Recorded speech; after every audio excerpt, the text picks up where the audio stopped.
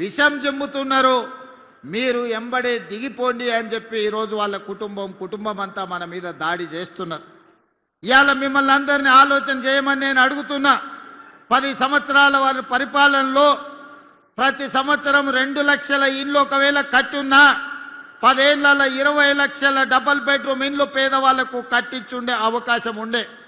10 ఏళ్ల తర్వాత వెనక్కి తిరిగి చూస్తే వీరికి వివిధ గ్రామాల నుంచి చొప్పదండి నుంచి వచ్చిన చాలా మంది యువకులు మా ఆడబిడ్డలు ఉన్నారు.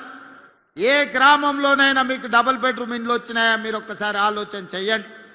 ఏమైనా ఇండ్లు ఉన్నాయంటే 2004 నుంచి 2014 వరకు డాక్టర్ వైఎస్ రాజశేఖర రెడ్డి గారు, సోనియా గాంధీ గారి నాయకత్వంలో కట్టించిన ఇందిరమ్మ ఇండ్లు తెలంగాణ రాష్ట్రం నలుమూలల 25 లక్షల ఇండ్లు కట్టించి పేదవాళ్ల ఆత్మ గౌరవాన్ని నిలబెట్టింది కాంగ్రెస్ పార్టీ.